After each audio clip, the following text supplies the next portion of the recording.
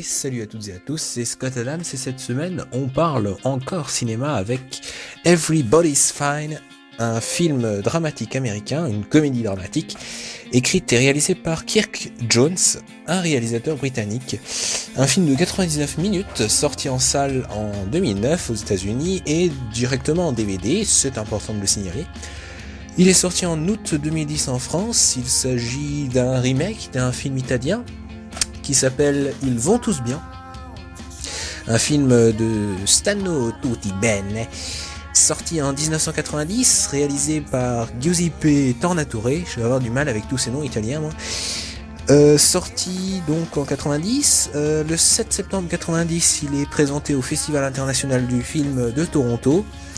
Il est en compétition pour la Palme d'Or au Festival de Cannes de 90, il obtient d'ailleurs un prix décerné par le jury. Donc toujours ce remake, ce remake était, le film original plutôt, le film italien donc, était d'une durée initiale de 118 minutes, avec un scénario qui a été plus ou moins bien repris dans l'adaptation. Le scénario original était donc écrit par Massimo Derrita, Tonino Guerra et Giuseppe Tornatore. C'était donc l'histoire de Matteo Scuro, dont le rôle principal était tenu par Marcello Mastroianni. Yanni. Enfin, on va y arriver. Pardonnez mon manque d'accent italien, mon manque de pratique de langue. Donc ce Matteo était un retraité veuf sicilien, autrefois employé au service de l'état civil d'une mairie, c'est important, son emploi, on y reviendra par la suite.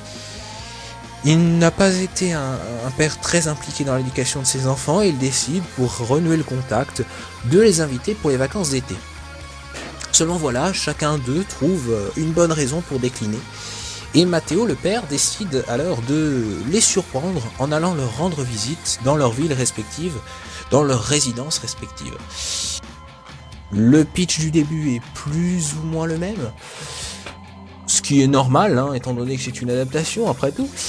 Néanmoins, il est mis au goût du jour à la sauce américaine, même si le film est étrangement chargé en émotions pour un film américain, ce qui est plutôt une réussite. Enfin bref, l'histoire se passe donc aux États-Unis, logiquement. Le protagoniste principal est un sexagénaire retraité d'une usine de fabrication de gaines en PVC pour isoler les fils électriques, ce qui donnera lieu d'ailleurs par la suite à une réflexion un peu plus philosophique du film sur la communication, les échanges entre les individus, leur rapport vis-à-vis du monde du travail, leur rapport vis-à-vis de leur famille, la thématique centrale du film. Ce sexagénaire s'appelle Frank Good, son épouse est décédée, il a 4 enfants. Et donc ce cher Frank Good, qui est joué donc par Robert De Niro, l'excellent Robert De Niro, donc 4 enfants qui s'appellent Robert, comme un fait exprès, n'est-ce pas, Amy, Rosie et David. Et son épouse étant le lien entre ses enfants et lui, ce cher Frank, qui vient donc de perdre son épouse, a peur de perdre ses enfants suite au décès de sa femme, décès qui le trouble déjà bien assez.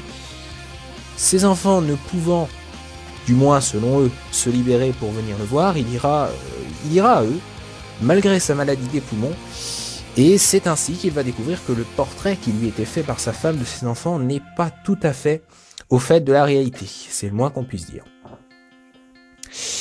Et donc ce scénario donne lieu à des scènes de révélation émouvantes, et pour cause, le casting est à la hauteur de nos espérances. On trouve dans le rôle des enfants de Frank Good, Drew Barrymore, qui joue donc Rosie Good, l'actrice, productrice et réalisatrice californienne de 36 ans, qui a débuté sa carrière avec le rôle de Gertie en 1982 dans E.T. l'extraterrestre de Spielberg, dont elle est, je crois, la filleule, il me semble.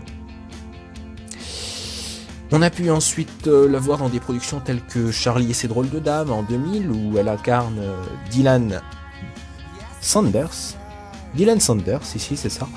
Puis également dans Confession d'un homme dangereux en 2002, un film de George Clooney où elle incarne Penny.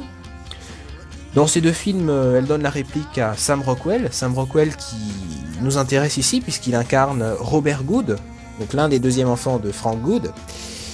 qui est lui aussi un Californien de 43 ans.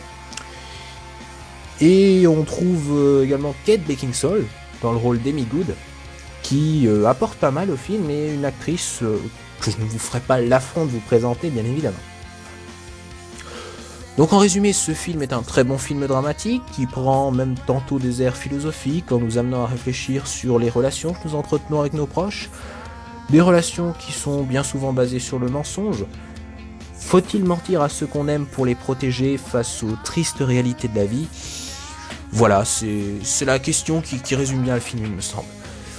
Du point de vue comique du film maintenant, il est vrai que cet aspect semble trop souvent délaissé, peut-être au profit d'une peinture plus réaliste de la vie moderne, de nos sociétés modernes où tout va trop vite. J'ai l'air d'un vieux sexagénaire en disant ça justement. Alors, moins de comique pour plus d'émotion, une bonne ou une mauvaise chose, je vous laisse seul juge, même s'il est vrai que ce film s'est vu attribuer des critiques pour le moins mitigées lors de sa sortie.